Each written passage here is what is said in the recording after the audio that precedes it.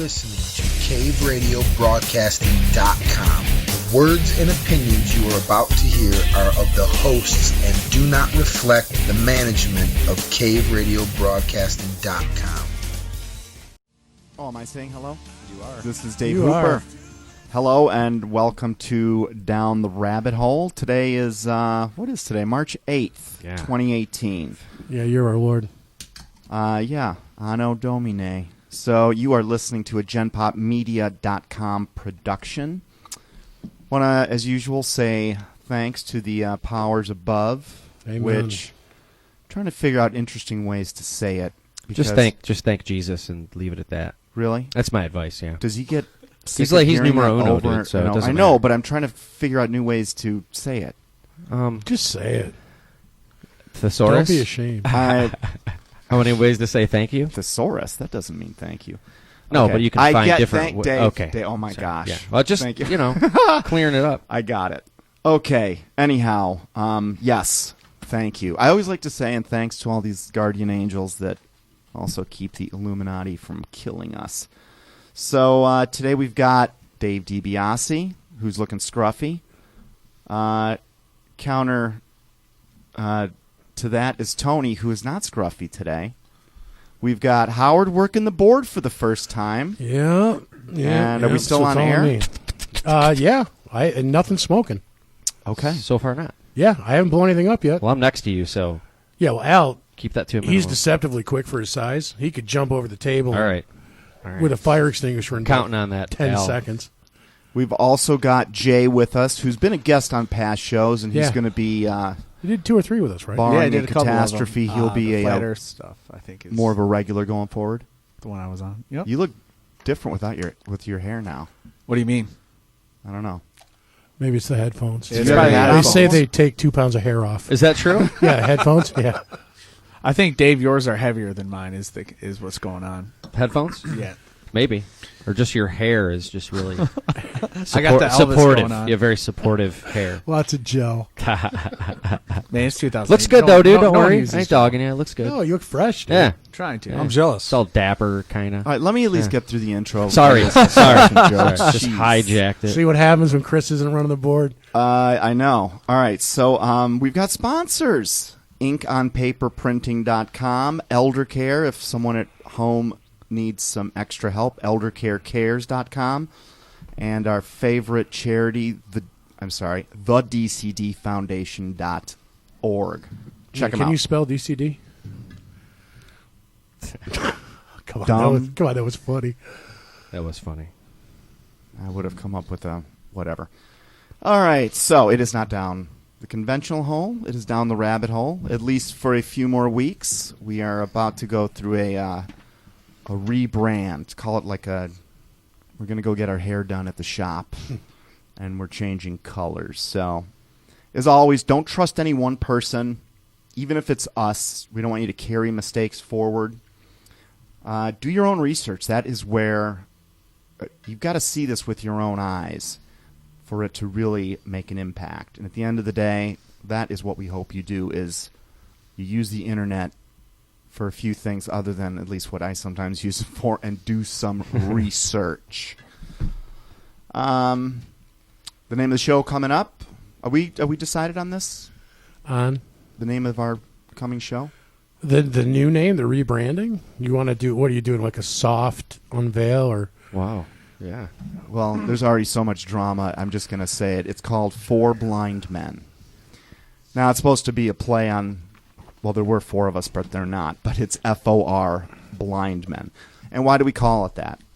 I think some of you guys have heard the parable of the blind man. Has anyone not heard that here? I'm just going to say it for the audience. Do it. yeah, do it.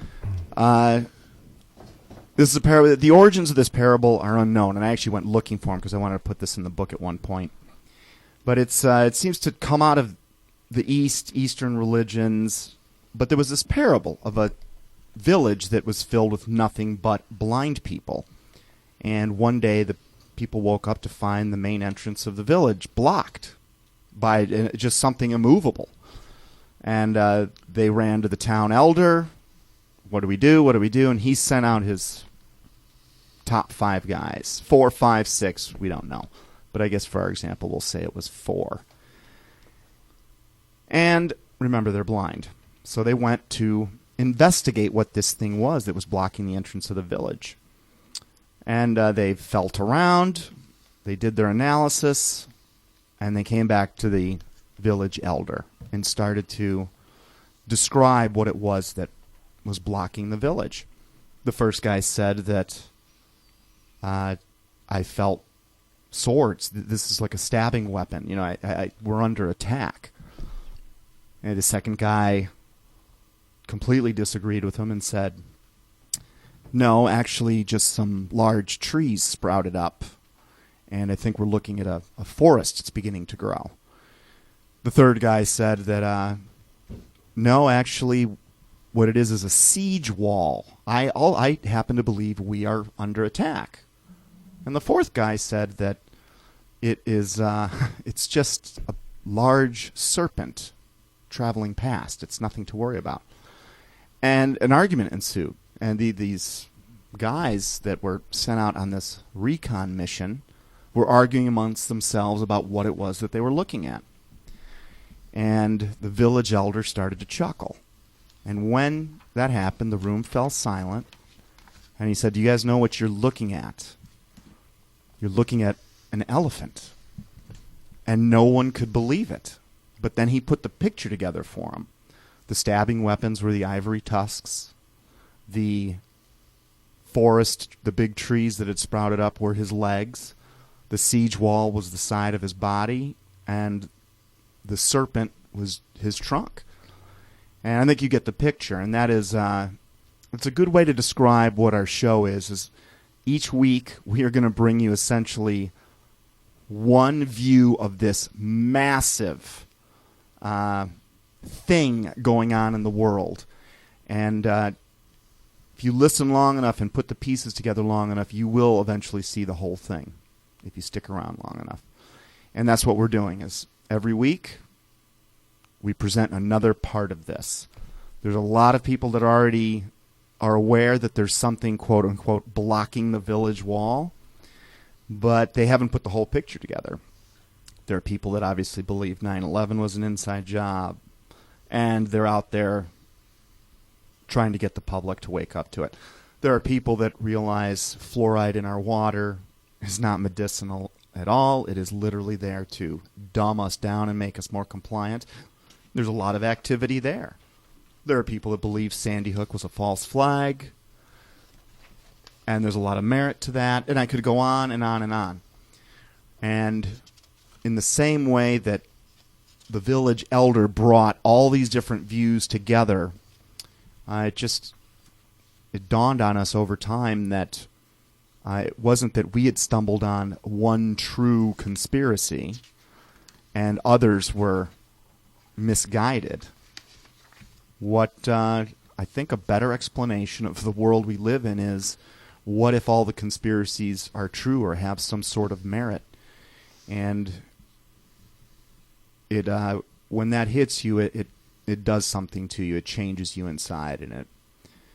Well, it's funny because it's funny because once you uncover one of them, once one of them stinks enough, and you get in there and you find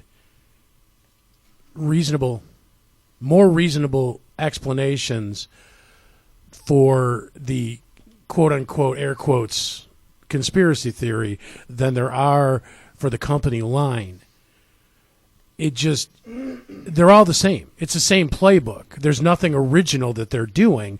They're just doing the same thing over and over again. They're just, swap topic here. So once you find it once, it's so easy to look at so many of the other things and be like, oh, yeah, okay, I get it. It's like following a serial killer. And the killer has a certain MO. And if you're just going to look at one crime, i.e. like 9/11, as a standalone event, and not compare it to a trail, in a sense, that was left by said serial killer, you're going to have a very hard time solving the case.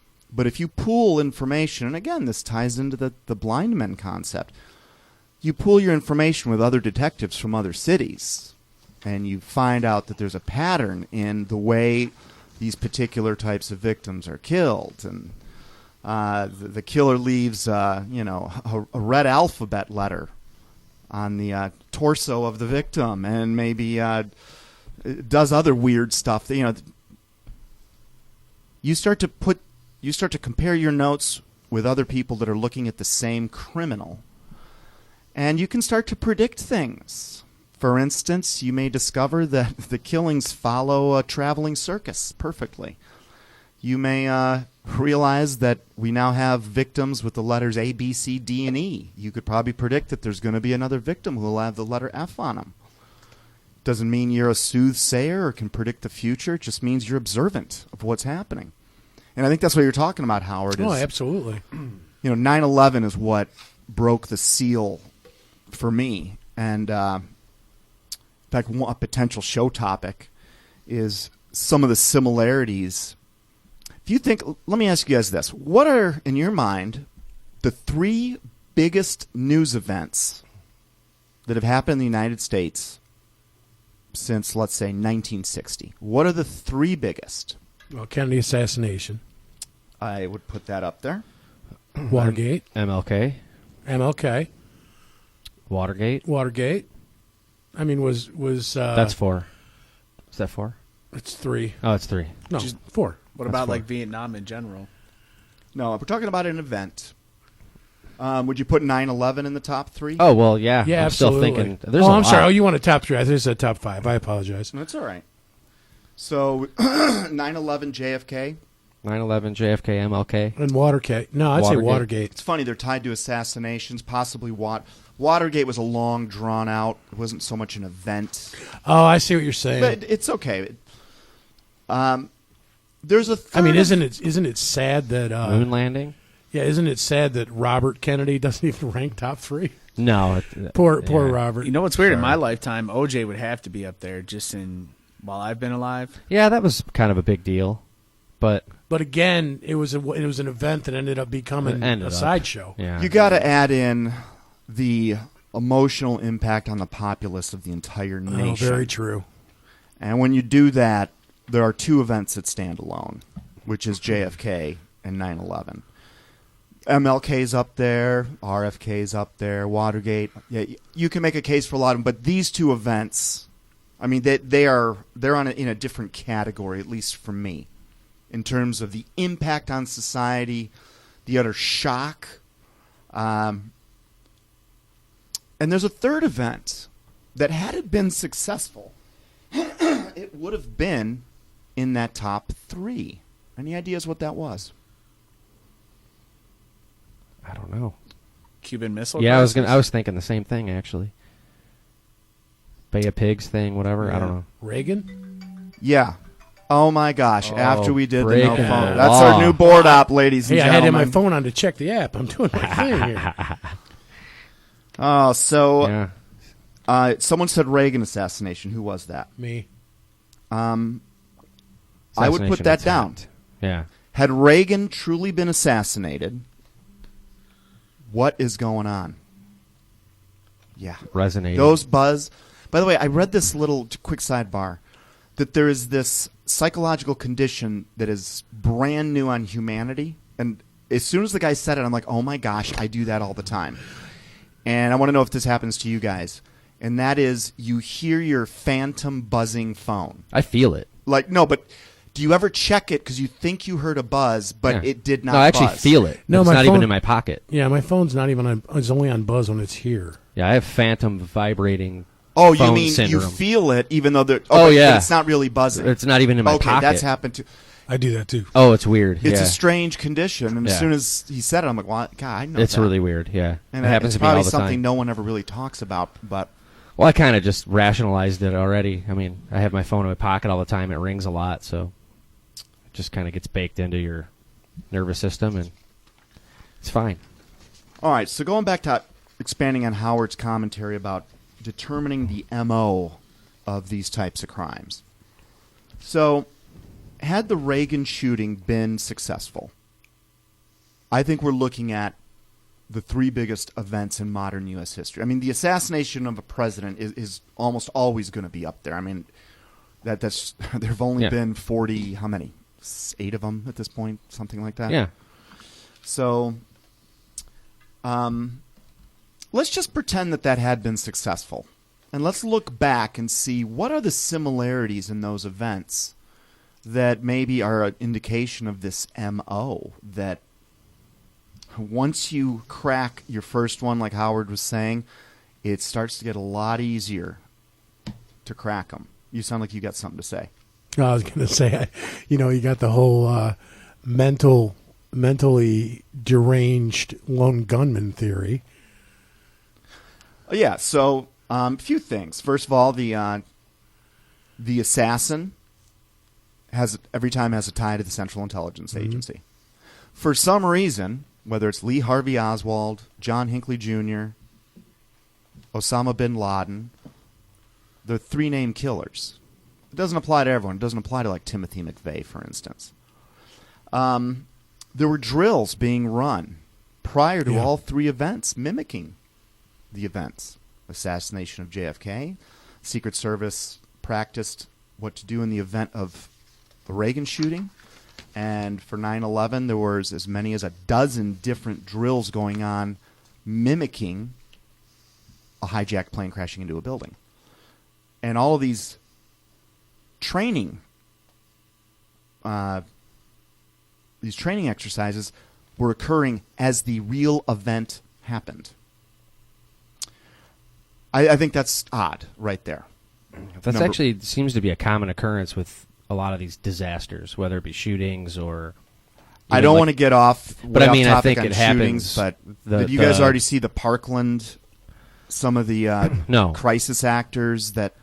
I haven't really clued in on that one yet. This is gory. I actually saw this today on Facebook. It was a documentary of a school that was prepping, the same way they do fire drills.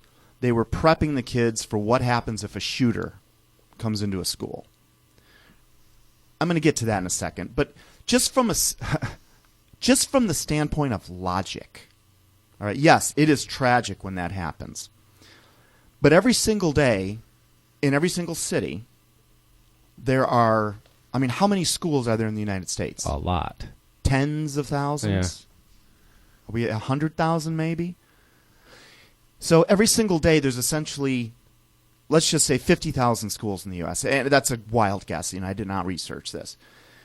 So you've got, every single day there are 50,000, quote-unquote, meetings of people where there is this fear that a gunman could come in. That happens every day.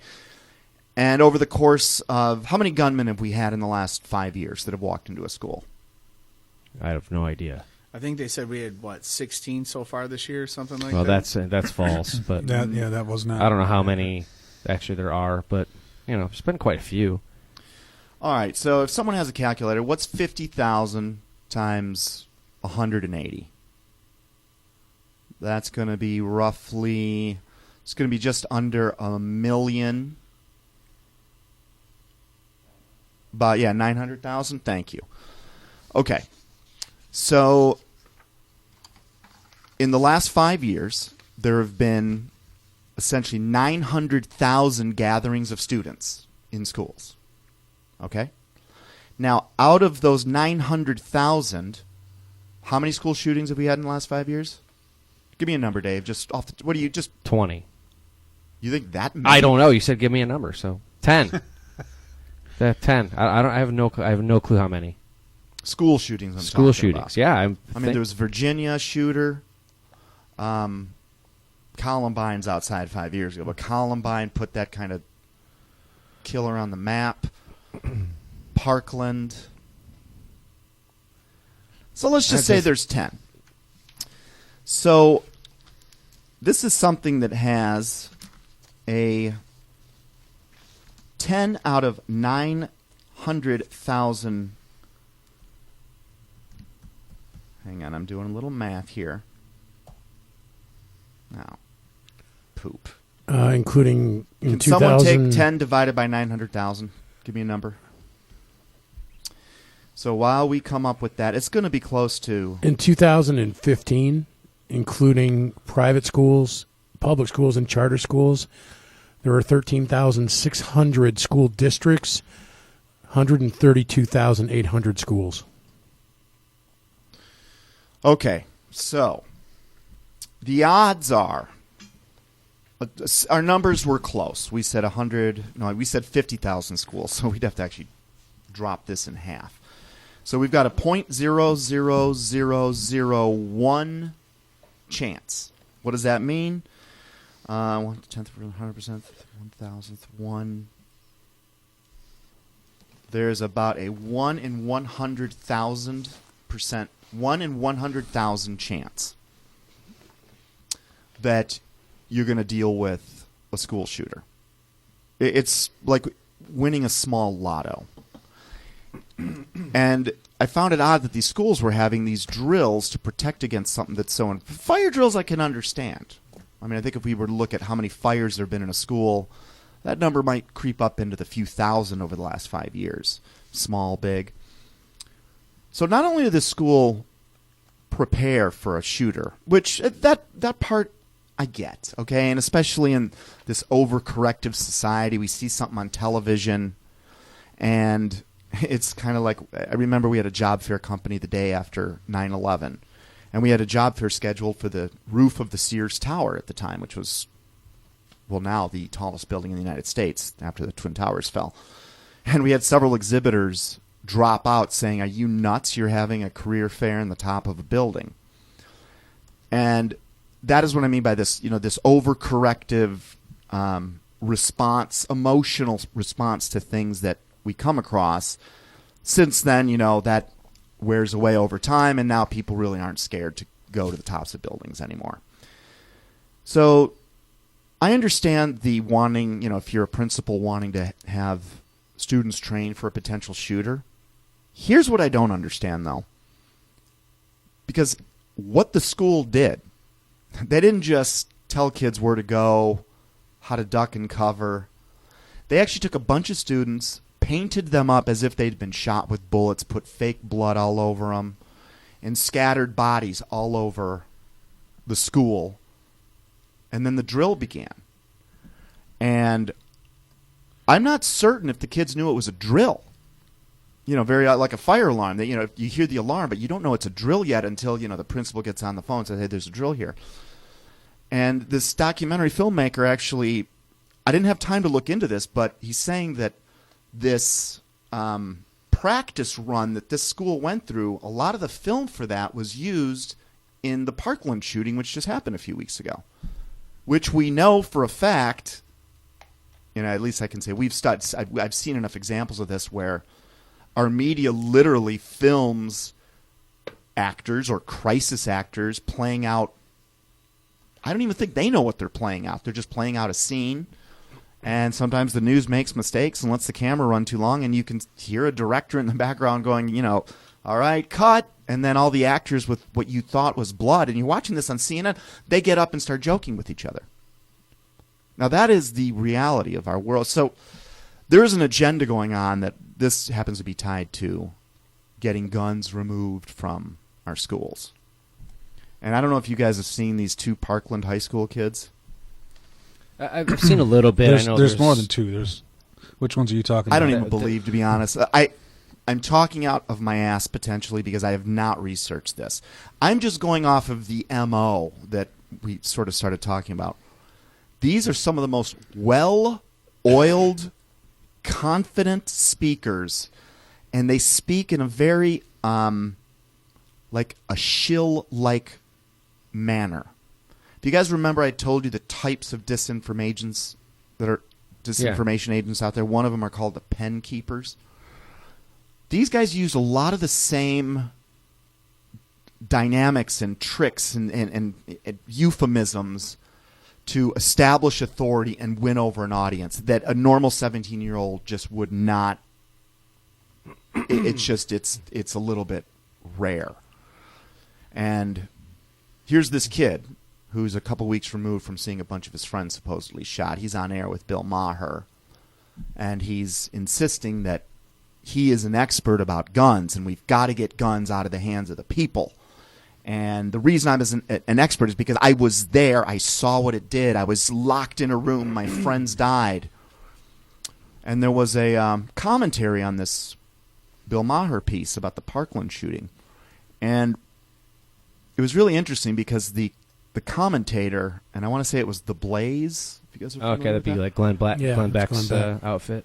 But it wasn't Glenn Beck. But whoever was on air at the time was basically like, first of all, how do you become an expert? Do I become an expert if I'm in a fire? I'm now an expert on fire safety. If I'm in a car accident, am I an expert on Right. automobile safety? Someone This dies of argument's cancer. ridiculous. And for Bill Maher to be agreeing, which, if Bill Maher had been instructed to not lay out a red carpet for a guest, believe me, any show host could easily turn that against this kid.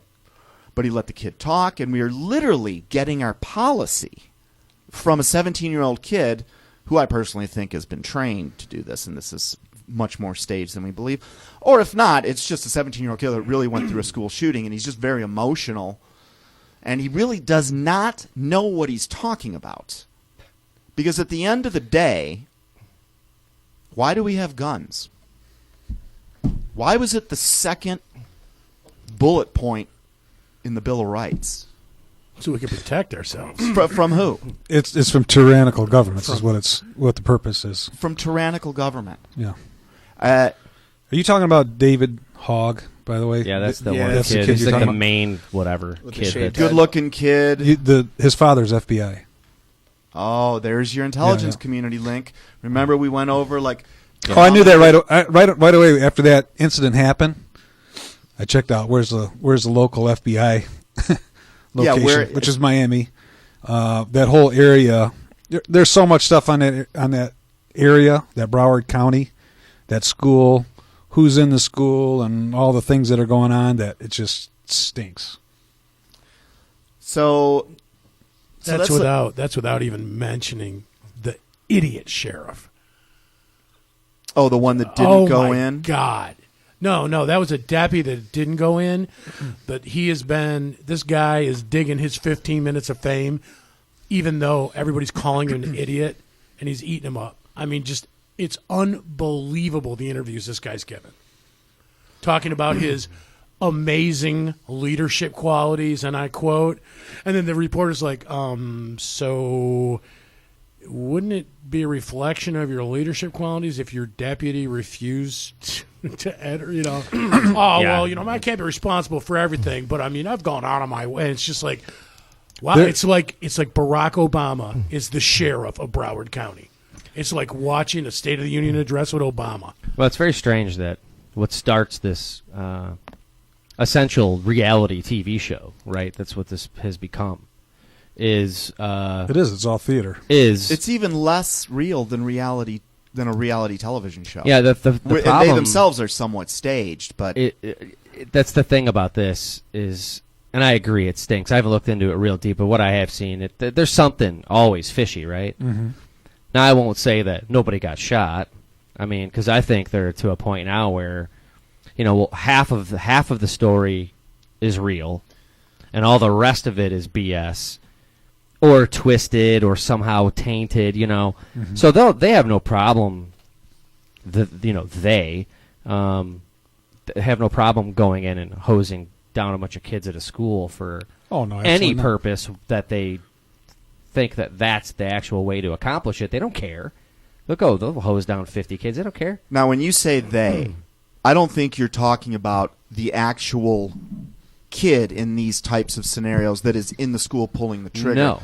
You're talking about essentially the MK Ultra programmers.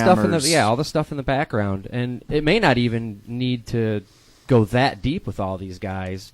I think if they looked into it, and we know whatever we can believe of it, but the background on this kid that actually shot the school up, I mean, I think you could probably, and it's probably totally linear too, anyone who's perpetrated this kind of the guy at the theater, yada yada, you'll probably see, and I don't know this, can't prove it, but it's probably relatively accurate, is with all of the say like the Ritalin and all the stuff from childhood medication into adulthood, all the antidepressants they pile on these kids, and essentially turning them into zombies. Then when he turned 18, he could refuse by law. He could refuse all the mental health support and everything that that the state was giving him because he was a minor.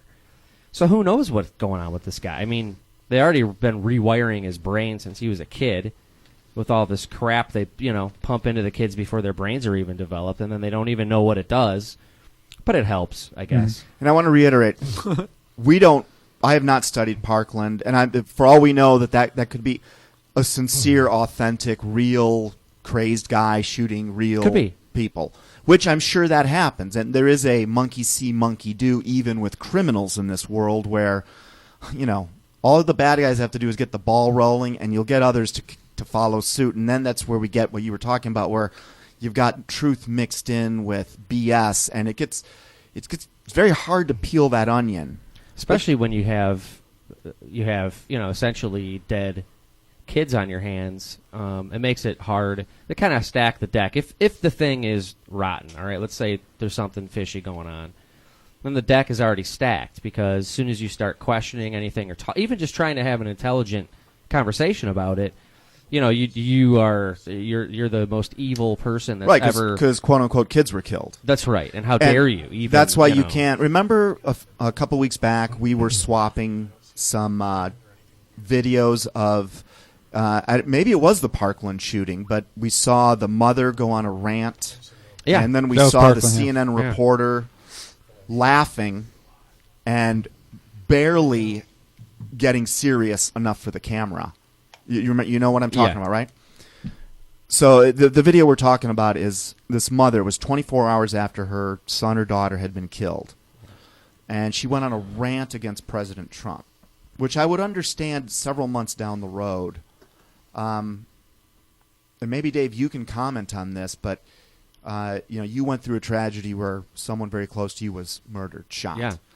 Did you immediately get mad, for instance, at the NRA or the girl that did it, her parents, or the people that sold the gun?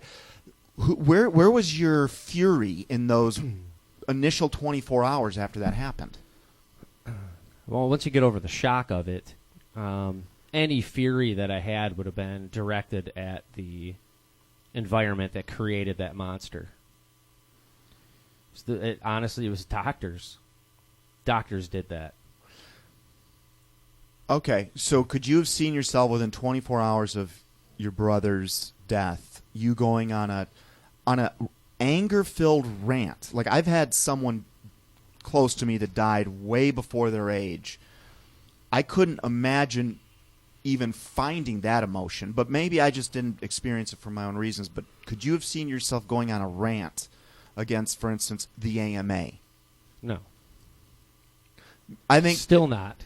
Maybe at some point when, the dust is settled, you see the problem, and I could see you mounting a campaign that, look, this overprescribing of medications is what's really...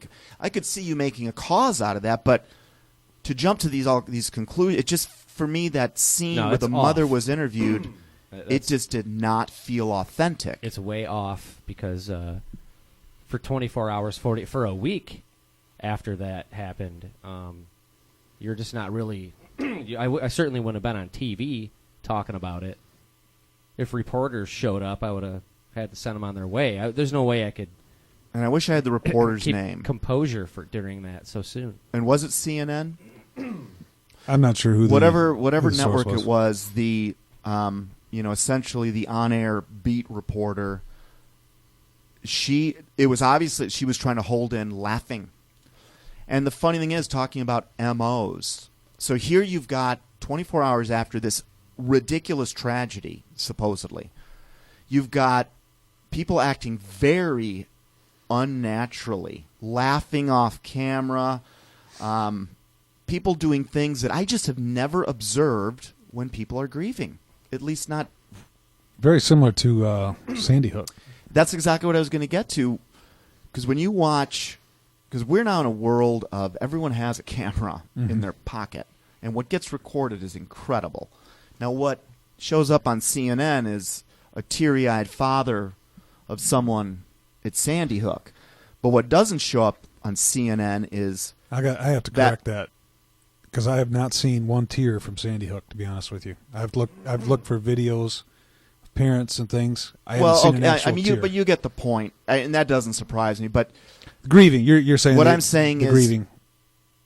With several interviews just before a quote-unquote Sandy Hook parent was to get on camera, they would hear their children have died like less than 48 hours ago. Mm-hmm.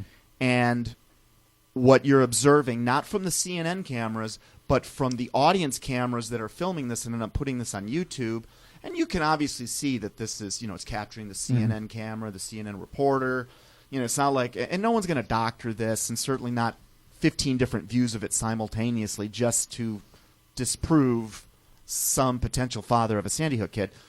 But what you see 5 seconds before the interview begins or the camera goes live, this father is joking around with his buddies. I mean, they're laughing. There is joy on his face. It's in his eyes. You can see it.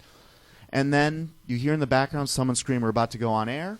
He takes a few deep breaths like an actor on stage. Gets into character. And he literally gets into character. "My daughter was shot by guns. We have..." It's like it's fake. Like it just... And then you've got another father, when you look at the film closely, in other scenes when he's not playing the father of a child that did not die, who was at the White House 3 weeks later on film, you've got him wearing SWAT uniform. Yeah. It's obviously him. He's got marks on his face that identify him. And you realize, wow, these really are just actors. Yeah. I mean, they're just actors. Like, how do they get people to do that? I mean, that's a question I used to have. Did you see the father from Parkland? His apparently his daughter was killed, and he's in front of everybody, and he was mad, talking about we need to solve this, and my daughter's not here. Did you see his reaction? No. I mean, it's the same thing. You watch his reaction, you're like, this is not a real reaction. Soon, first of all, it's a little bit soon. Yeah. I mean, now, I listened to that guy, and he didn't seem to be railing down the same thought process that all these other people that, mouth off. He was just basically, he sounded just really frustrated and was just telling them, focus on the schools, forget about all these, making new laws. Like, we need to actually, it just was, it was odd. It is odd, and that one for me could go either way. It could be, it could be. Well, here's a good point though. I think when they have situations like this, they know it's going to be scrutinized. The Las Vegas shooting, Sandy, all these events that are happening, and I think if you look at it, they're putting out disinformation. Just kind of the MO. They put out this disinformation so that you point to it. Then they turn around and say, "No, that's not accurate. See, you're wrong about that." And then your whole narrative goes away. Yeah, that's how they justify. Oh, we're up great. We're up against, some really crafty deception, where they will add one line of BS with 9 lines of truth, and then when you go and regurgitate the 10 lines you heard as truth, then they come at you and say, "Wait a minute. One of those is clearly not true. It was, the 9th line, and you know the truth. You've seen enough of it, but you're discredited because you just picked up a piece of their disinformation, which they use to discredit you down the road." That's why you got to be really careful when. Yeah, they're even going so far now as to just discredit you before you even open your mouth. So if you come at somebody with a quote unquote conspiracy theory. I just saw an article, I think it was last week, it was conspiracy theories, like how to defend yourself against them or something like this, and it was like a whole playbook on if someone, has a conspiracy theory about, school shooting or whatever, how to battle that. Yeah, that's how you get... So you're already kind of... Look, the first layer of shills, that's the word I just is on my mind right now. These are guys, and I've come across them, and they're now easy to identify. troublemakers. These are guys that are always out to discredit you or to keep you, you know. They may even do things like lead a 9/11 activist movement. So you think, oh, my God, this person cares about truth. But the minute you start to link up things like 9/11, JFK, Sandy Hook, then they destroy you. They blast you apart, go, oh, you've lost it, you're crazy. And those are what I call the pen keepers. But let's understand something. Like, if you don't think that this is feasible or plausible, that this Manchurian candidate type of process happens in this world, you're crazy. Because it absolutely happens. It's been documented, and we've ourselves have shared several passages that were in the congressional record. We've been experimenting with this in a heavy basis since the late 1940s, at least, carrying forward the Nazis' program. And if I can watch Oprah and watch a hypnotist bring people up from the audience, and within 5 minutes they can get some guy to jump on one foot, sit back down, snap him out of his hypnosis, and this guy has no memory of doing this, but the audience just witnessed it. What can they do if they've got access to a kid for years? I mean, why is it that all of these shooters have essentially a self-destruct code? They all try to kill themselves. A few failed. Why did they fail? Here's what's ironic. They typically fail because someone in the crowd had a gun. That's what happened with the Arizona shooter, Jared. He was going to kill himself. That's what happened. Virginia Tech killed himself. Denver shooter did not kill himself. And what are some common MOs of these guys? Now, maybe they're lying and thinking about their defense, but they have no memory. They have no memory of having done this. This Parkland kid didn't either. When they picked him up, Sirhan hasn't either. And I think we're watching, some of the breadcrumbs left by, that are part of the MO of the crime syndicate this world is up against. Have you seen the video of he's an English hypnotist, mentalist guy, and he takes people and he makes them rob a bank, and they have no memory of doing it? I saw a promo for it. Oh, it was amazing. These people had they thought that they were meeting for some kind of work retreat or something like that. And the whole time, he had pictures on the wall of the area where they were going to rob the bank, just all these subtle little hints. And then at the end of the day, he had them walk down the street, and these people walked by with 2 bags full of cash, like an armored truck, and they all robbed them. Or all of them but 2 robbed them, and there's 10 people. Yeah, I don't know how he stages this, but the episode I saw a promo for was that he convinced. Now, these people on the show do not know they're being filmed. They don't know what's going on. But this guy documents how he convinces a show participant to commit murder. Do you guys familiar with this story? Where throw him off the building, push him off the building. Yeah, side of a building. Guy. What's his name, man? He's now the person that was pushed off the side of the building landed on a pre-planned. It was one of the he was a stunt man. It was handled like a movie stunt. The joke was on the guy that pushed him off the building. He did not know it was a stunt. He thought that the contestant was painted into a corner and the only way out was to kill this witness to this thing that had happened. So in the mind of this contestant, he just literally committed murder on television. Now people look at that and go, oh, that's staged. That would never happen to me. I don't think it's staged. I think you can convince people to kill people. I mean, if you're good at it, and certainly if you're a hypnotist.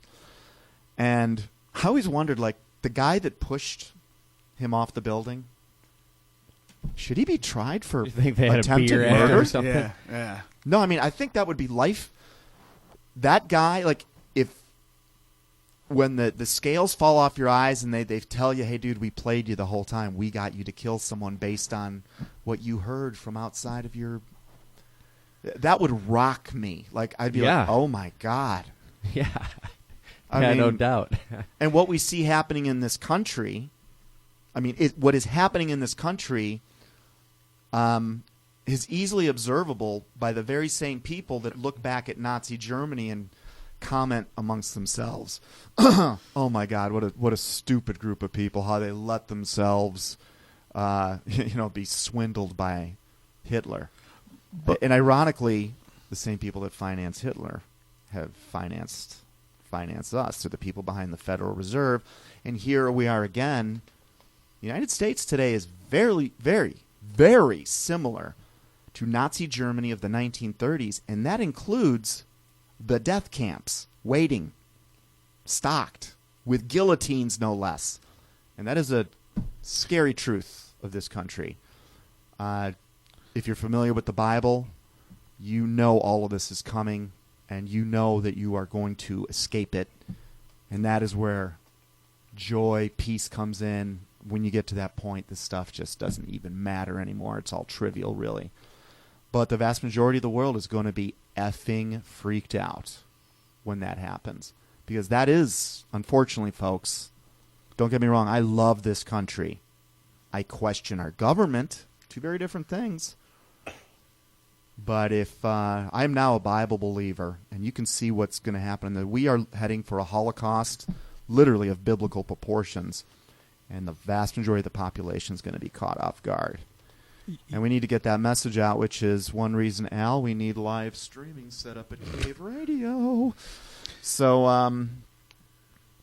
the interesting thing about that, how do you, when you ask, you have people who know about Nazi Germany, and they'll say, for example, oh, Trump is literally Hitler, right? He's doing all these different things. But yet they're the ones that are going around working against the Second Amendment, working against the First Amendment, putting themselves in that position, and they don't realize that. They can't look back at history and say, this is how this happens. Now, they, who's they? It is this loosely organized network, a cabal, very amoeba-like. Some people call them the Illuminati. Some people call them the establishment, the 1%, the New World Order. Jesus Christ himself called them the synagogue of Satan. These are led by people that pretend to be Jews. And so we've got these outward Zionist Jews like the Rothschilds, the Rockefellers. You get the picture.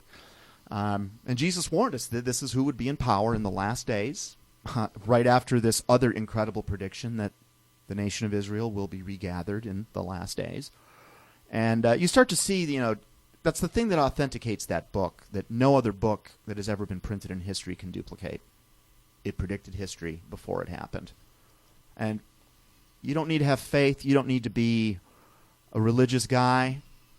If you have analytical abilities, you can find that out for yourself. And when you finally see that for yourself and you crunch a few numbers on a spreadsheet and you realize this is impossible to be random chance. The only thing that can do this is something that is outside of time, i.e. God. And he predicts all these other things that happen. And I hate to say, folks, I'm not trying to rain on your parade. But maybe I am trying to scare you a little bit, to scare you to wake up. But yeah, there are 100,000 guillotines spread out over 500 and some thousand camps that our U.S. government purchased for some reason. You can see the purchase orders online. This is very scary stuff. But if you're familiar with the Bible, and we are all going to face this decision one day, you can either take this microchip or this injection or whatever this is, and we'll even put $50,000 on your account, or you can go get your head chopped off. I think we know what most people are going to do. But it's funny, the Bible says that... Did you say 50,000? I threw out a number. And so the Bible's saying, oh my gosh, there's going to be people beheaded in the last days. And I'm sitting here thinking, how strange is that? I mean, no one dies. I mean, firing squad, okay, nuclear war, but then I'm going to swear, but when I see proof with my own eyes, see these FEMA camps, I've seen people that have gone into them that have risked a lot photographing some of this stuff. You've seen the purchase orders. You know there are companies that actually are making guillotines today, not for hobbyists, but for massive orders. An execution style that died out, I thought, during the French Revolution. And suddenly you see something predicted in the Bible manifesting, and that's just one of thousands upon thousands of little details that you can start to correlate. If that doesn't wake you up, it's because there's a spirit in you that does not want you to be woken up to it. But you can bust through that. Just summon your mental power and investigate it if you care about your soul. Yeah. You know why people don't believe it? Because it's so unbelievable. My take on this is you've got a bunch of people that don't believe it. They just, they'll give you that look like, oh, that's crazy. What are you thinking about? Why would they chop people's heads off? But if you put it in context, what it was explained about because all those caskets that you're referring to were all thermoformed caskets. They've shown them all on. I wasn't even referring to the caskets. So you're talking. I know what you're talking about. I didn't even bring that up, but the raw materials to handle the burying of worldwide, it's about 80% of the population. In the United States, it's like they're planning to just have 50 million people around. Like they're going to kill 4 out of 5.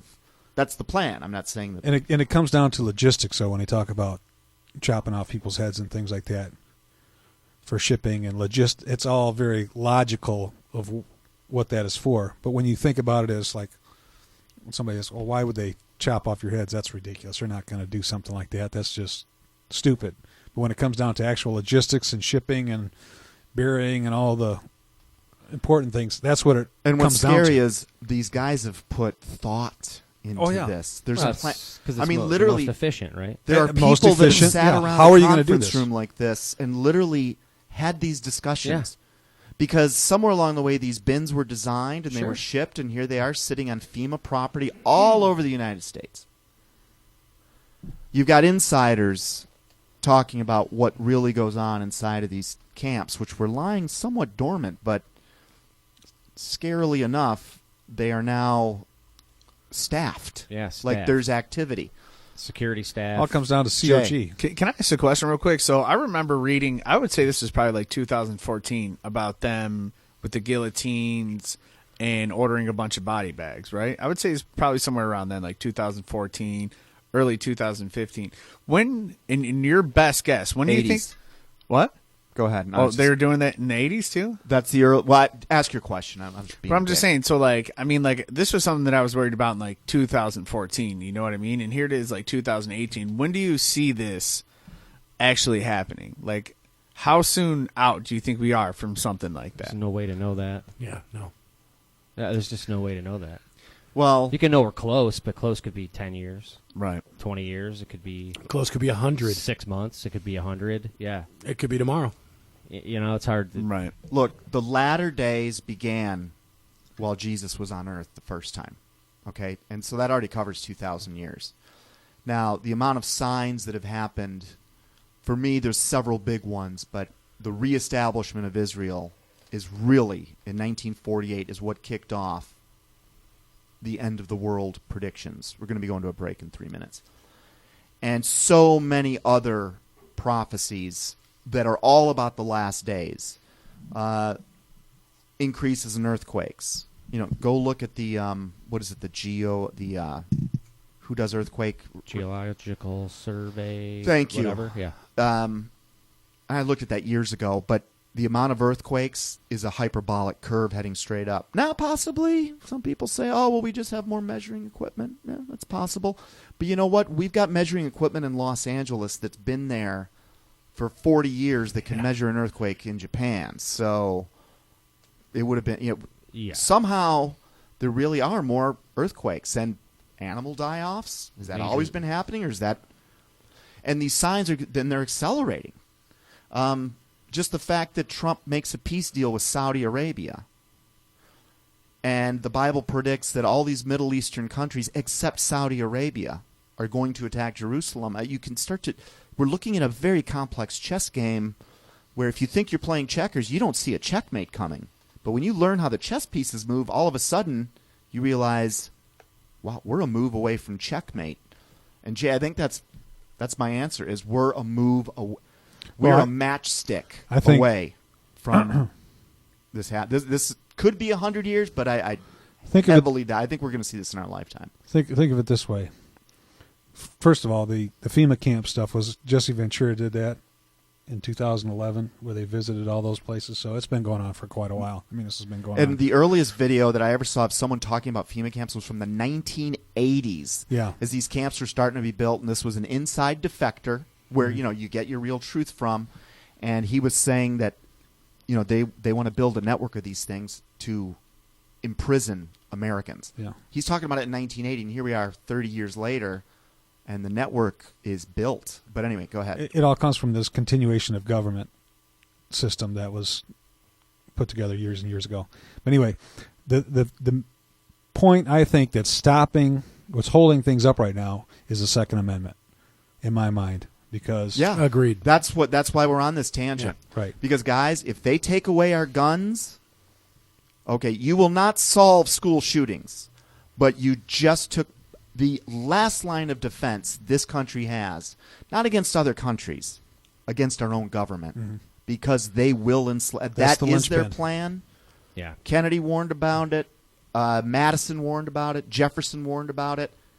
They all said, we let our guns go. We already let the printing of our money go. That was big mistake number one. We did that in 1913. Look what's happened to our country in 100 years. It's gone right off a cliff, morally, financially. So it's turned it. It hasn't caught up yet to our lifestyle, but it's gonna. And the last line of defense we've got is guns, and they got to get those out of our hands, or else we might be an uncorrallable populace. So you're going to see more school shootings. You're going to see more impassioned pleas. And you're going to see this polarization. People that get it versus people that, think that it's ridiculous to own guns. If we give those up, folks, we are in big, big trouble. I'll leave it at that. Do we anything else? Any comments before break? I just wanted to say, no man really knows the day or time, but we can almost guarantee it's going to happen in the month of September.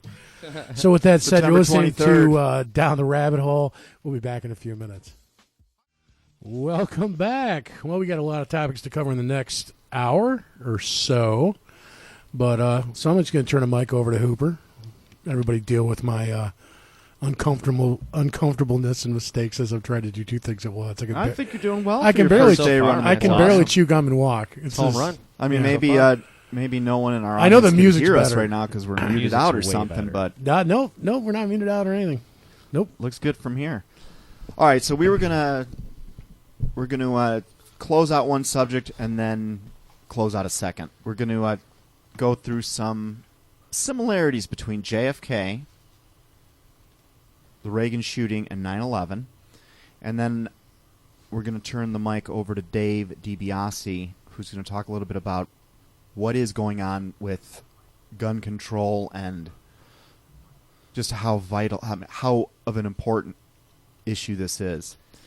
And it's not being portrayed fairly on any level by the media, but we'll get into that in a minute. So, from the original premise from the first hour, we were talking about, had Reagan been successfully assassinated by John Hinckley Jr., I think we're looking at the three biggest stories of modern history. JFK, the assassination of two presidents, and 9/11. Yeah. Gut feeling. Fair enough. You can argue that. That's subjective. So here's some strange similarities that existed with all three of these incidents. In some cases, I'm going to mention a couple where I'm only familiar with two of them. But I wouldn't be surprised if the third exists, because I just haven't studied the Reagan shooting as closely as I have JFK and 9/11. Here's a few things that all these events did.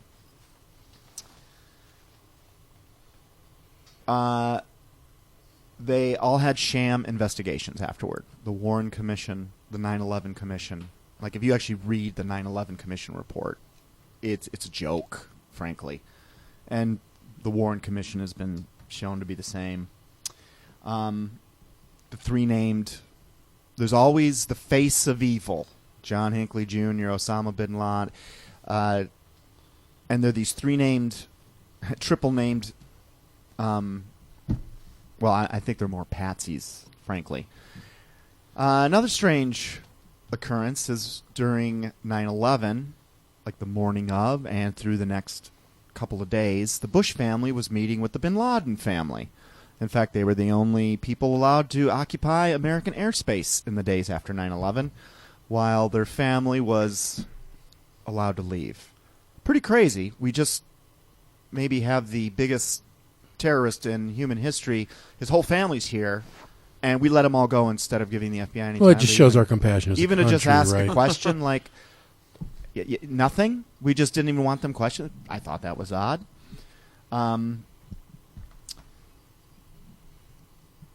It was probably that the fear for their life was greater than the potential stories they come up intelligence with are- that they could have gathered. They're from that. laughable. The morning of John Hinckley Jr.'s attempted assassination of Reagan, who was the Bush family meeting with then? Bush family again. That's funny. I think they were meeting with the Hinckleys. Are you talking about the dinner plans that Neil Bush had with the Hinckley? With one of the Hinckley folks. So how ironic that, I mean, what are the odds that at least two of these three incidents that are some of the biggest stories in modern American history, the Bush family is having a social event with the people that got blamed for it? Odd. But was Bush involved at all in JFK? Yeah. Yeah, actually gosh. he was. He was. In fact, he was the unnamed oil exec that called in. Yeah, and Bush has he's known for naming his airplanes in World War II and his ships after things that are near and dear to him. Like his airplane was named after his wife. He had a ship, one of the ships that was involved in the, I'm going to get this, I'm going to screw this up, but Zapata oil was one of the missions used, was one of the mission names, Zapata, which was the name of his oil company, was used in JFK. He was definitely in Dallas on that day. And here's a guy that ascended to the head of the Central Intelligence Agency. Think about that one, too. There's always a ridiculous patsy that really didn't have the ability, didn't have the training, just really could not have committed the crime at the end of the day.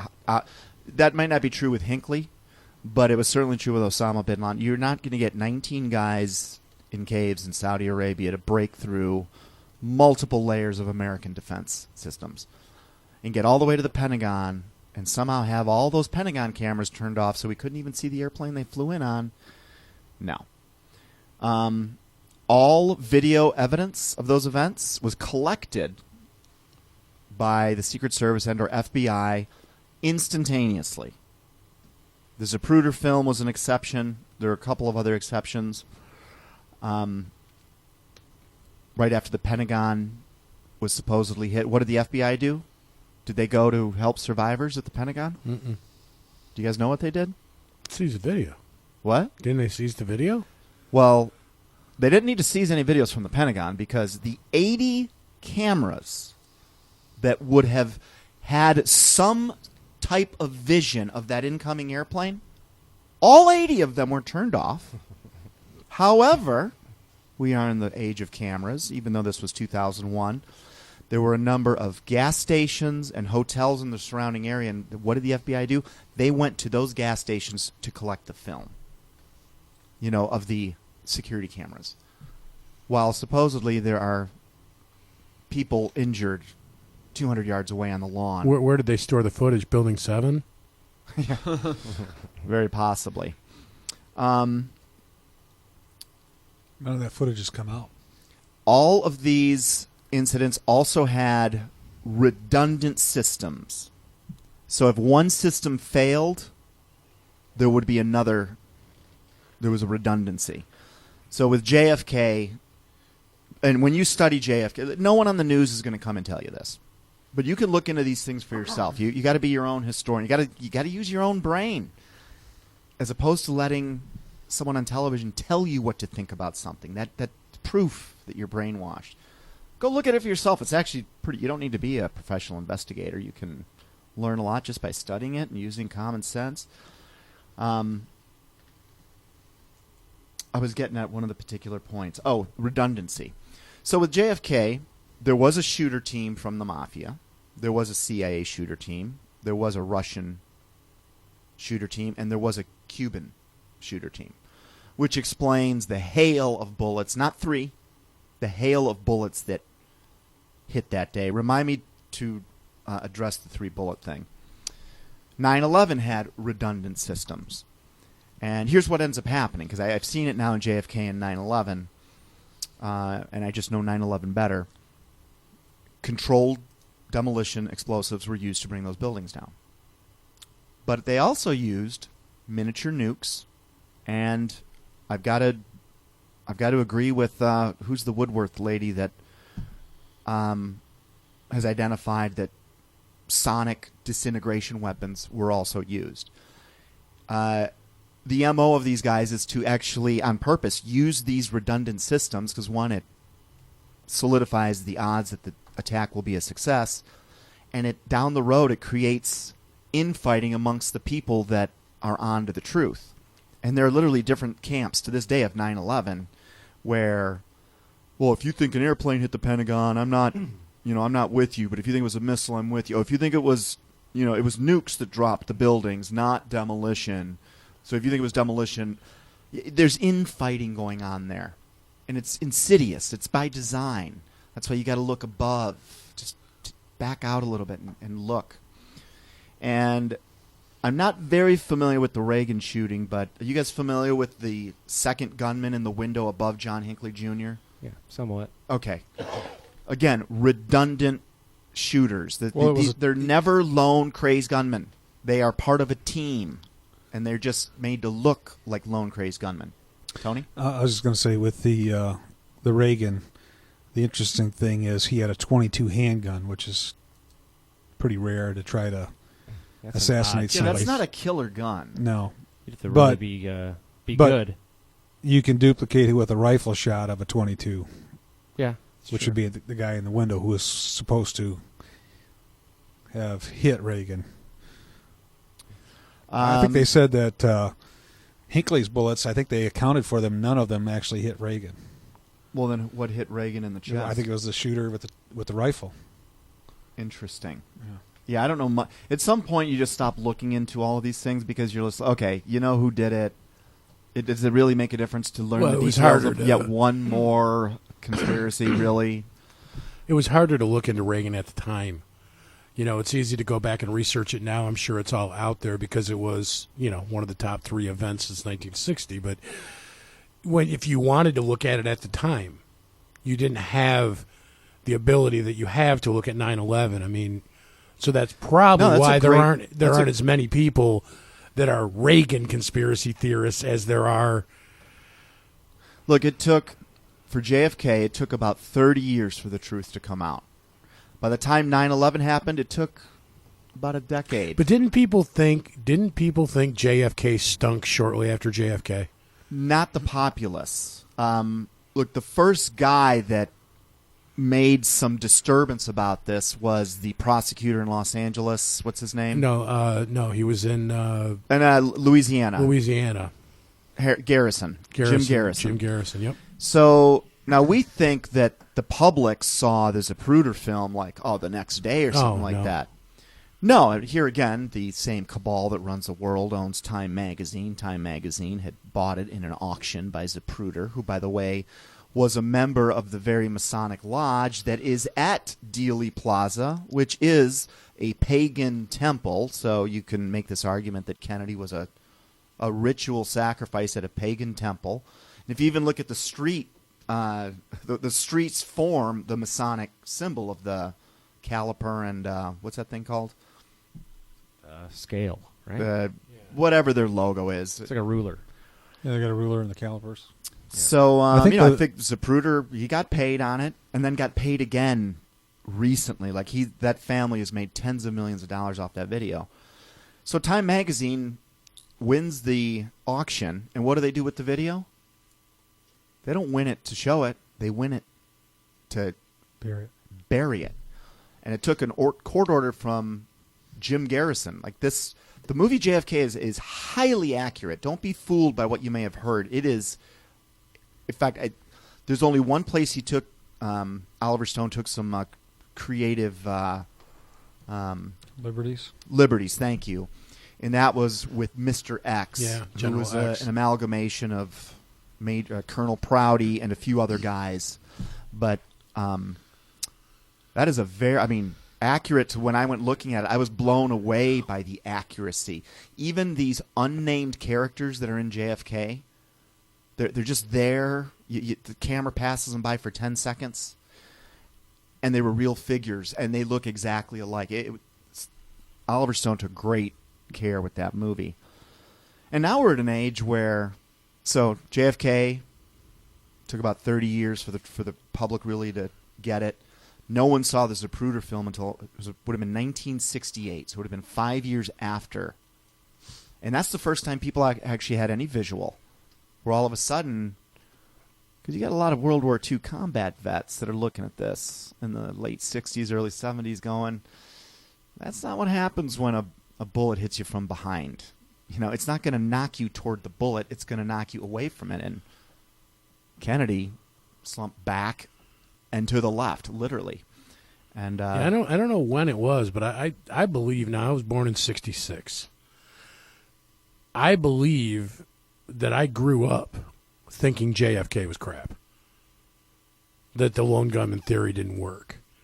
It wasn't just when I saw the movie. It wasn't just, even though the JFK conspiracy was my first, where it's like, yeah, anyway. And that made me pliable to these other things. But I pretty much believe growing up in the 70s that... Yeah, but I think so. If you're a 10-year-old kid in 1976, by then, now it's 15 years after his assassination. And, what does the truth always do? It always comes out. Well, there was a second congressional investigation in that in 76, 77. The one that Ford ran? I don't know who it was 76, 77, which would have been right around that time. And they said they concluded it was a conspiracy, and Martin Luther King was a conspiracy also. That was the same. Yeah, those don't get very much airplay, though. Mm. But if you do want, isn't it the conspiracy theory though? Didn't that term become popular with the CIA after JFK because of JFK? I'd read, and I haven't vetted this, but I'd read that they wanted to turn that term into a derogatory term. But actually, here's another word for conspiracy theorist: enlightened, open-minded person. And if you dismiss something because it's been labeled a conspiracy theory without looking into it, you are showing signs of being brainwashed. If You're coming to conclusions on things without looking into it. Yeah, exactly. All right, a few more similarities before we talk about how important our before you guns get into that, I think you were talking about Dr. Judy Wood, 9/11. Yes, thank you. Okay, that is exactly what I was talking about.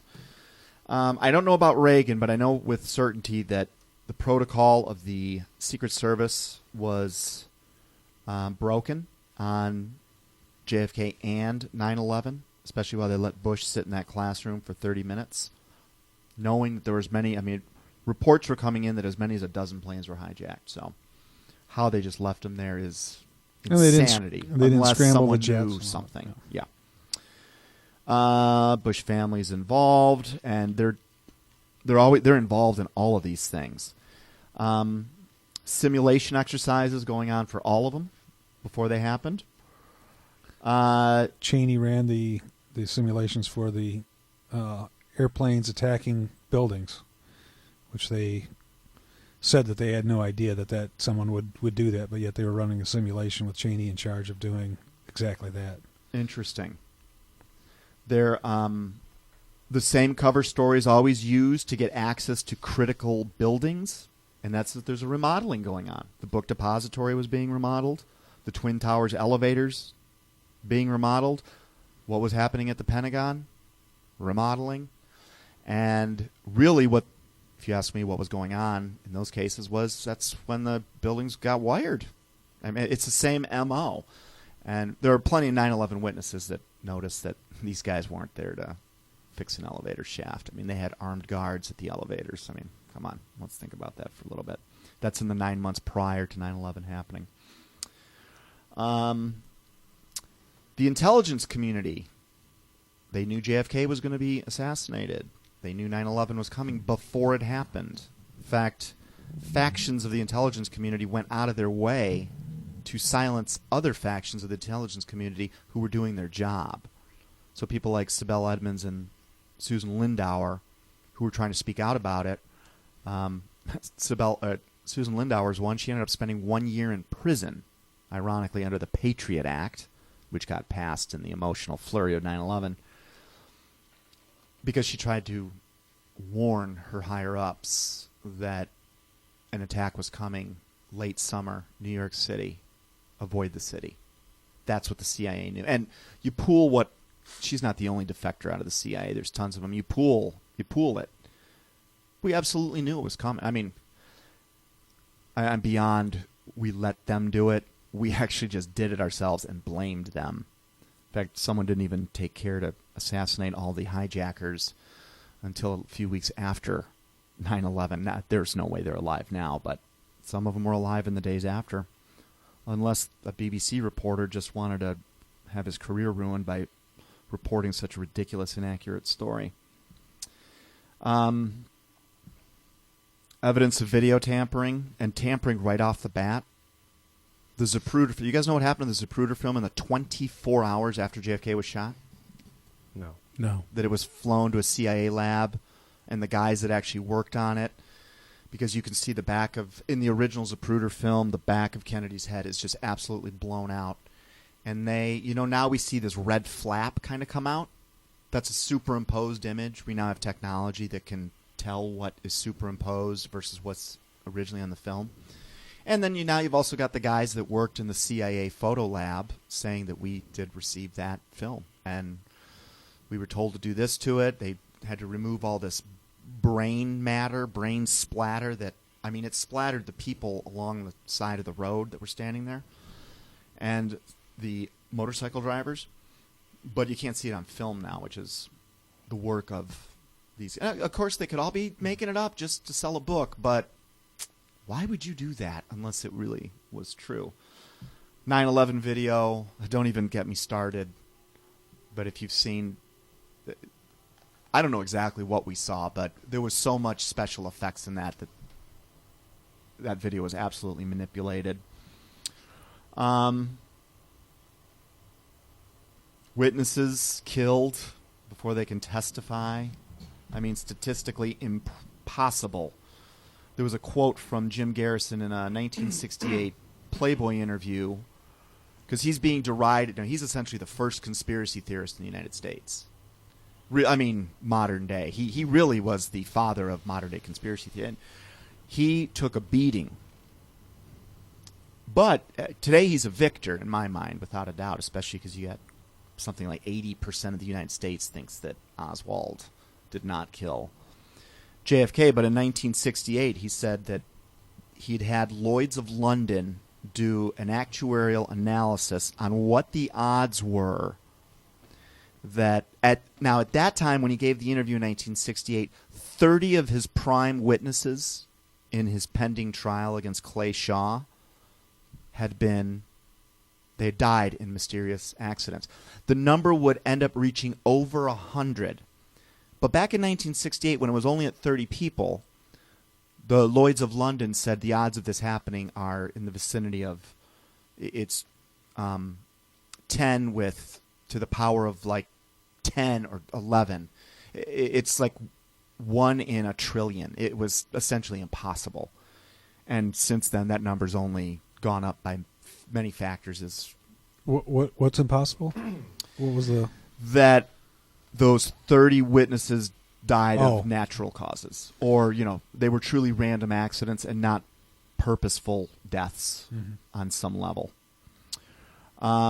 Planted witnesses all over the place, crisis actors, you name it.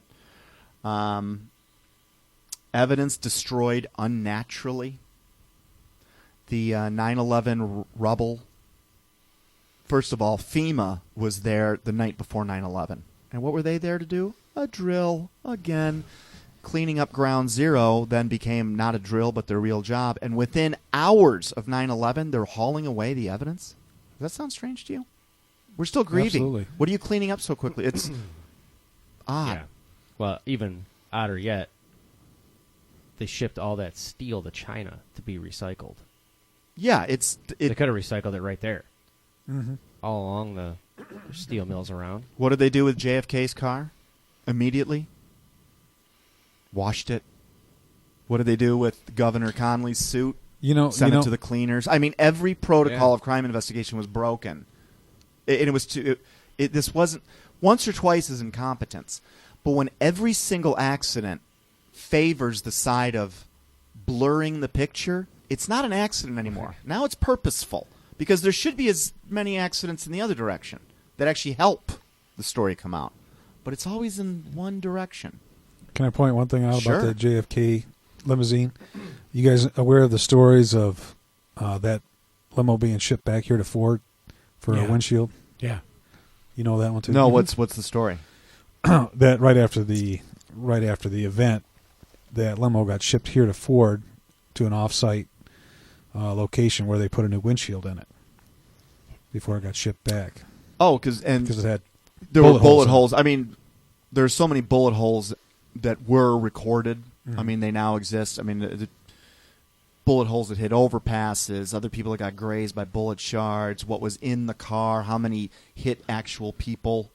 I mean, the magic bullet alone, which caused something like 7 wounds in different angles and trajectories, and then never even showed any sign of being even... Yeah, it was pristine. Yeah.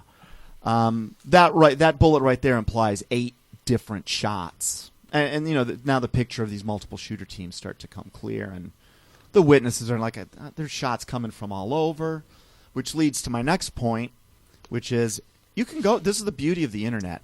We have it right now. You can go listen to the actual on-the-spot interviews of the people that witnessed the JFK shooting. With the ones that, within seconds of it happening, they're pointing to the grassy knoll, saying that the shots came from the grassy knoll. The shots came from behind us. There was dozens. I mean, you've got witness after witness after witness saying there were dozens of shots. But what does Walter Cronkite get on the air and say? First 3 words. A lone gunman. 3 shots fired in Dallas today. How did he know there were just 3? That story was written before the event happened. You go to 9/11, you've got news agencies all over the world going, they didn't call it Building 7 then. It was known as the Solomon Brothers Building. The Solomon Brothers Building has collapsed. But it wouldn't collapse. The earliest reports began 2 hours before this building that was not hit by an airplane. Had no visible damage that could ever cause a building to collapse. Certainly not into itself. Tip over, okay, maybe. And they're reporting this impossible thing before it happened. Because fire has never brought down a steel frame building in all of history. Well, except for 3 times. And all 3 were on 9/11. It's because kerosene does not burn hot enough to melt steel, which is just ridiculous stories where you really have to have faith in the mainstream media. And you're basing your beliefs on people that are reading information off a sheet of paper that was given to them. They're paid a hell of a lot of money to look pretty, to be ushered into restaurants, and all they have to do is read what is on the screen and do it emphatically and not ask questions. That is the institution of our media today, which is the only institution, by the way, the Constitution's supposed to protect. We're screwed. Jeez. Anyhow. So some of those are some of the similarities, and I could go on and on and on, but you're starting to get the picture. Yeah, we're dealing with the same syndicate that uses really the same playbook, and then once you learn the playbook, then you can see who the master. I mean, the real architect of all of this. At the end of the day, the buck stops with the devil himself, and you can see his MO all throughout history going back to Babylon. And I don't know if you need like God to intervene in your life to see it, or if you can just analytically get to that point, but from where I stand now, 7 years into this, there is not a doubt in my mind that Jesus is real. Satan is real. There really is a spiritual war. The Bible actually does have the truth in it. And if you don't know that, you are brainwashed. Puts you in a minority in this world. It does. And it's going to be a shrinking minority the further along we get. So gun control, because that is... Well, that's the thing that's probably keeping this country from being enslaved, right? And we've been warned about this by just about every president up through Kennedy.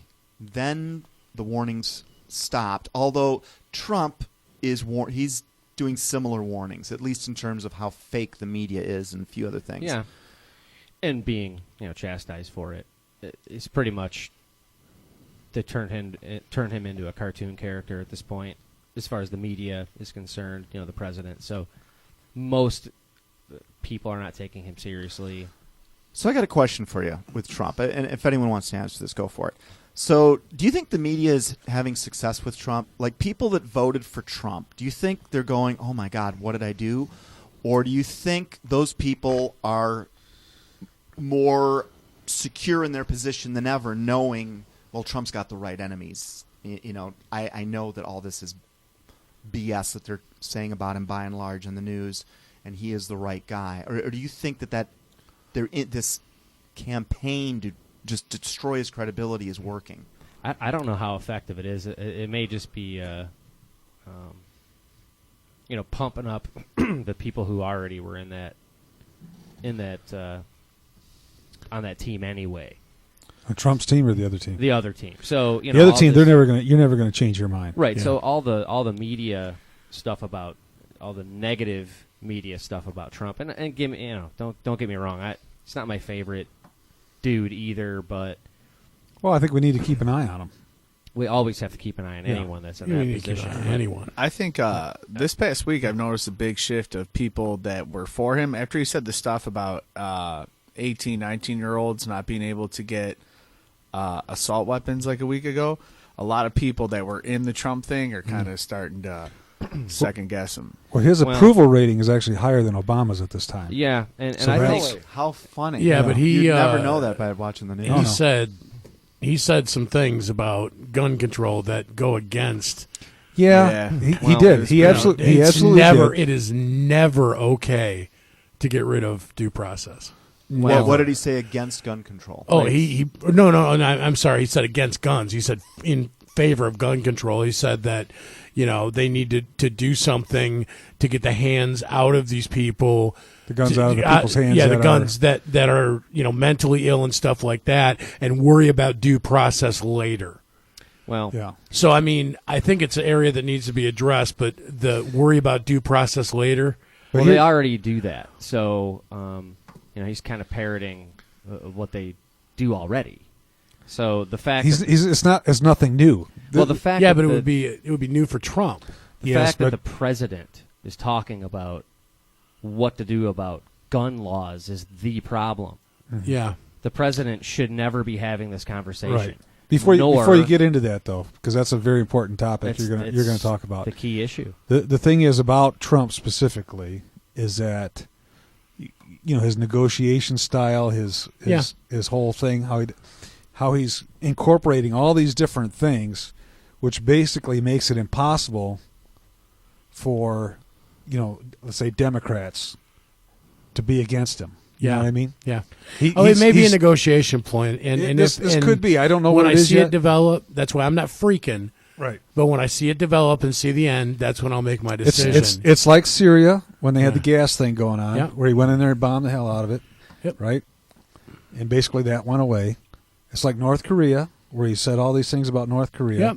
Now, all of a I'm sudden waiting North to see Korea's- it play out. I've learned. Yeah, it's one of these things where I agree with you. What he said is like, hey, well, wait a minute, I don't agree. I was with good this, I up don't agree until with the that. all due process, until the it's ever due process. That's Don't a worry big about problem, and he should That's be. a major he problem. should be dragged out for that. But is he? But is he to get to talking Dave's knowing point- He that? could be negotiating. Yeah, and that's if what I'm he's saying. and if he's negotiating, I'm okay with I it. wonder what's really in his head. Like he's going, I'm just going to say this just to have some Yeah. people shut up right Could now. be. Right. And it could be. And if he really knew what the deal was, then he would speak the truth and say that it's not for him to talk about. Where are all of your governors? And what are they doing about it? Yeah. Because it is their job. It's a state. Isn't that State. handled? Well, the federal government. here's the okay, basic. The basic. The federal government's supposed to serve the state, but all right, go well, ahead. it's that's a little bit what's the word, like symbiotic, but the way the Second Amendment and the rest of the Bill of Rights actually works, and the only reason it's in there is because those items in the Bill of Rights, all right, first, second, third, fourth, blah blah blah amendments, that is quite simply what the federal government cannot dig their teeth into. The federal government cannot do anything. They have zero authority whatsoever to violate your Bill of Rights. To infringe. Exactly. Mm-hmm. So that's what the Second Amendment's about. The First Amendment, the Third, the Fourth, all of it, due process, all that. That is aimed at the federal government specifically. Now, where it's gone completely upside down, which is the real insidious part of this, and what most gun people, quote unquote, don't understand, is that they've been fooled now for so long that they don't even understand what the Second Amendment that they argue for, fight for, even really what it's there for. Mm-hmm. So, and if you don't agree with that, which that actually is the structure of it, but if you don't agree, you can really just kind of clear it up if you just see your state constitution. Because if the entire United States Constitution were to apply to everyone and every organism from here to Pluto, then it would make no sense that the state also has a constitution. Absolutely. That they would be redundant and they would need this thing at all.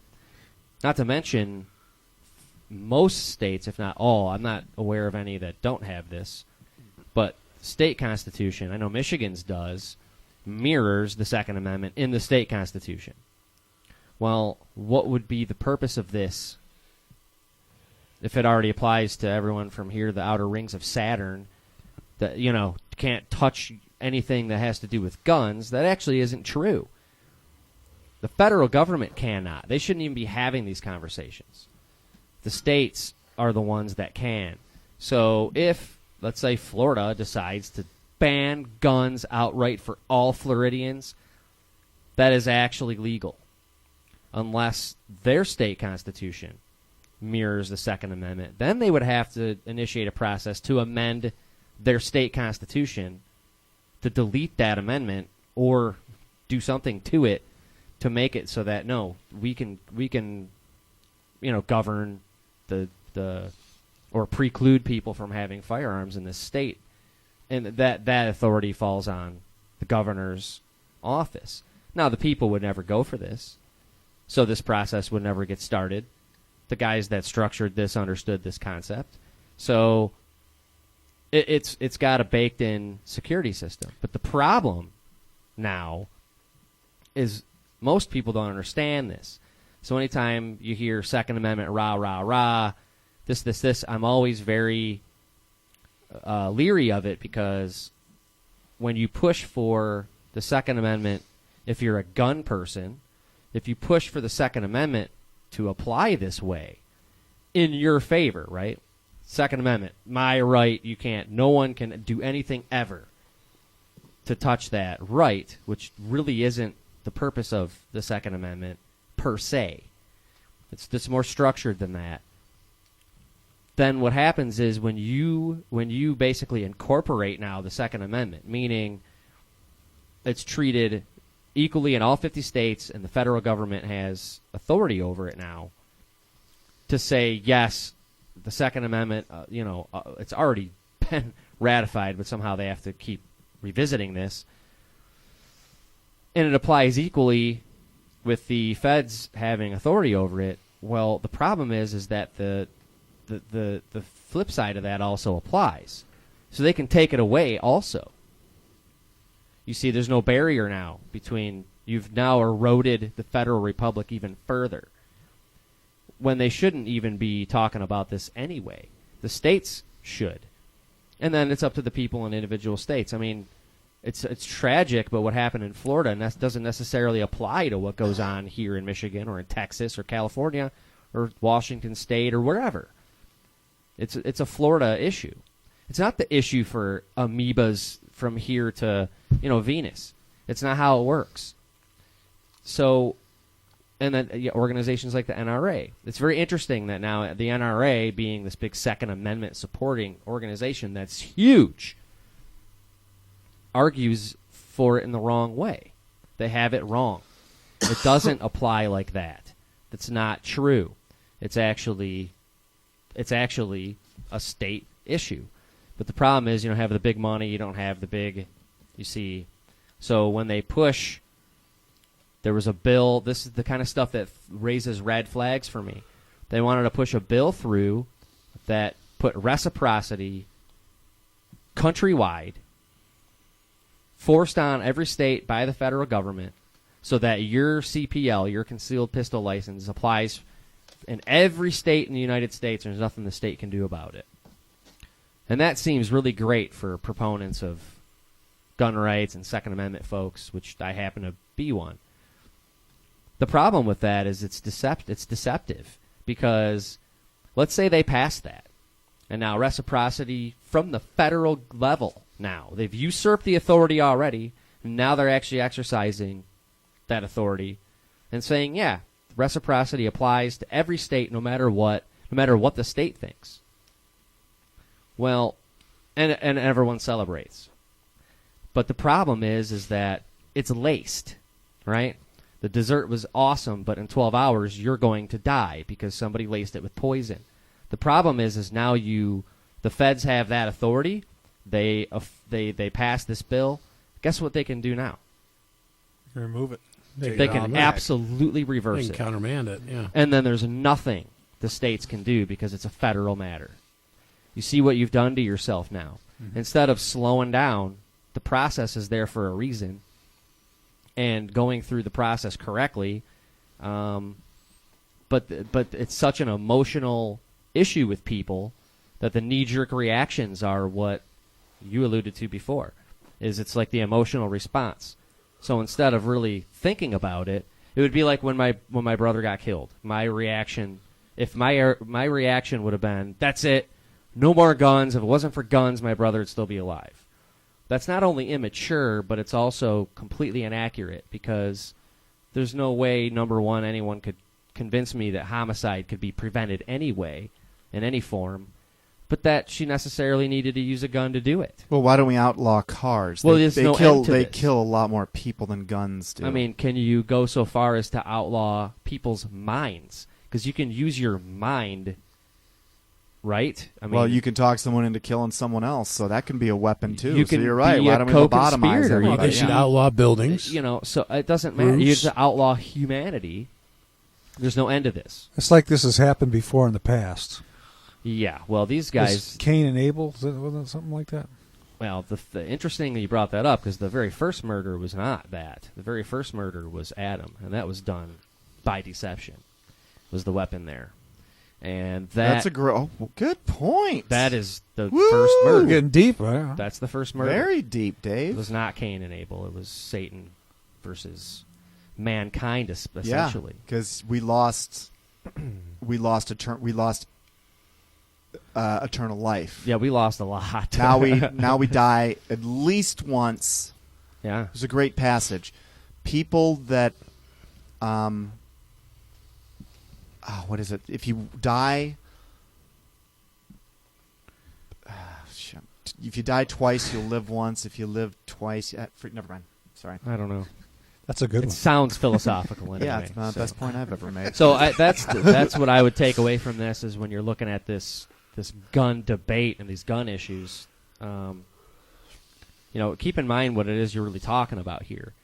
You may not be a gun person, you may not own guns, et cetera, but I would find it would be an interesting experiment if you could ever actually carry this out somehow effectively. It would be impossible, but it's fun to dream. So you have these very staunch anti-gun people, right? Take them all away, all guns, burn them. Now, actually, that's interesting, because if you could convince me that by vote we could get rid of every gun on the face of the planet forever, I would totally vote for that. Right. Every gun, though. And the ability to ever make all but of the thing them. is if when you outlaw guns, the only people that will have them are outlaws, and Then the people- they and will still have Well, them. and here's the key, gleaning on our founders, the people who make law now do it at the end of a gun, which they do anyway. But we have a barrier, which is our militia, which is us, the citizenry of the country that's armed. But if you could somehow do this, and if you're so staunchly anti-gun, you just don't want anything to do with firearms, you want to ban them outright, you know, one of these people, right? Then fine. We will, as a society, we will no longer utilize firearms in your defense or in your protection or at all ever for any reason. Now, like I said, if you could somehow carry this, you know, you could never actually do this, but it would be interesting to see people's reactions if they would actually change, because you can't call the police. They're not coming to your house, man. You don't approve of their tactics. So why would they use them in your favor, right? Same is true for just relatives or people and neighbors. If you knew this person was completely hates you because you own guns and you realize the Second Amendment's important, all this kind of stuff, and you see that person getting mugged, you're like, sorry, dude, I'm not using my gun to protect you. You kidding me? I wonder what effect that would have if they knew that. That fine, because that knife cuts both ways. Well, if it could, right, it would be because they're quick. Everyone's quick to and that's these institutions are in place for this reason. Of course, you need help, you call the cops. If something like this happens, the shootings, you call the cops. They come with guns. That's what we do. We protect money with guns. We protect buildings with guns. We protect people with guns. Our politicians. They protect guns with guns. On ourselves with guns. You're right. The Constitution and the government, that's your area of expertise. It's not mine. So while you've been talking, I've just literally, for the first time that maybe I can even remember, I actually just reread the Bill of Rights, the first 10 bullet points, the first 10 amendments. And they all have a common theme, which basically it says everything the federal government cannot do. That's what that is.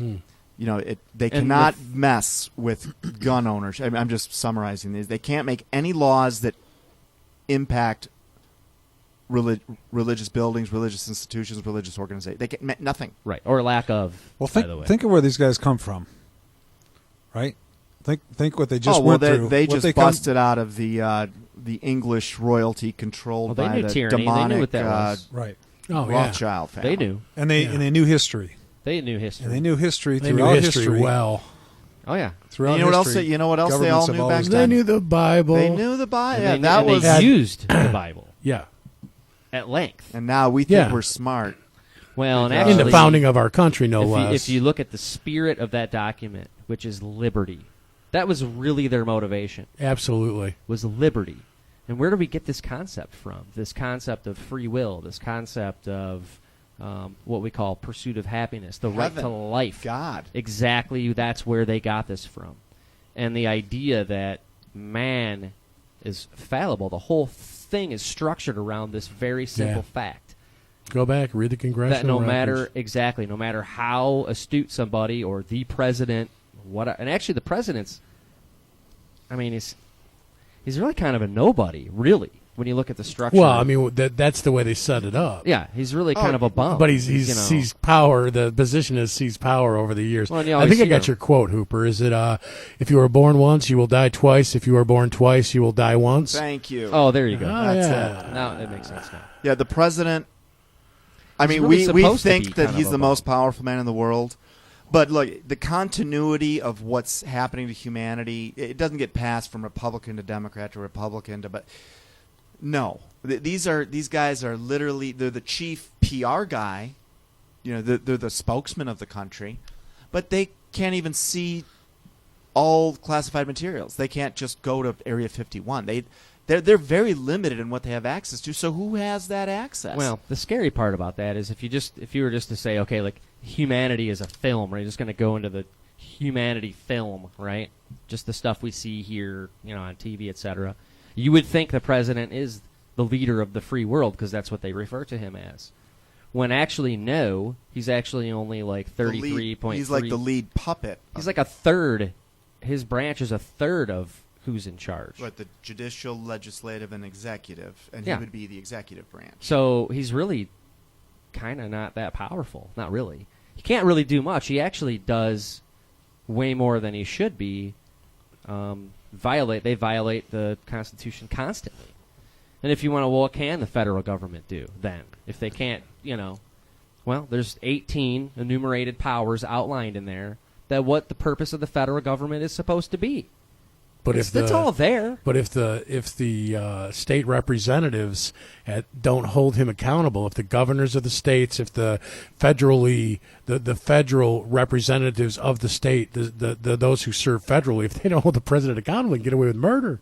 Well, this is what they've been doing since Reagan. They've been working on this since that document was ratified. All right, you've always had this force because they realize, they're always constantly trying to back it down and ruin it because, like you said, if there's not somebody checking, it really comes down to where they've got the deck so stacked now to where if a governor even tries to speak out and say, look, you don't have the authority to do this, Mr. President. Where do you find the authority to do this? The next day he's getting, people coming to him saying that our block grants are being threatened and federal funds are going to stop coming in. They got everyone on the dole now. Yeah, and that's how they seize it's power was threat, monetarily. Absolutely. Administratively, it was they've taken it. It was brilliant. It's taken a long time. Yeah, but it's actually working. I mean, and it's been warned about and warned about and warned about, and yet it's paranoia. I think that's a good place to Oh, I'm just saying, why don't you take us out, man? Oh, I was gonna say. It's good seeing you guys today. Yeah, it's good. Yeah, it was a fun day. I think it was a success. Howard working the board. Yeah, we'll never know until we hear the podcast, right? We only had that's true. One. If they don't take it down our SoundCloud account again, I'm gonna keep pestering you guys about the phones and rappers. I'm serious. Don't look at me when you say that. Hey, I didn't know rappers today, but I made a phone up our crime. last couple of experimental shows, and then we're about to get real here. So I do not want to be talking about this stuff later on. I'm happy to do it now because I think my mom might be the only one listening. Good idea. And actually, she might even be asleep. We'll have a swear jar on the table, but it's going to be for violating these, the rules. You got to put money in there when you mess up. All right, I'm going to stop being a dick, and I'm going to say this. At the end of the day, you can skip all this bad news that we talk about and just go to the source of truth. It is the Bible. Jesus Christ really is the Son of God. He really came here.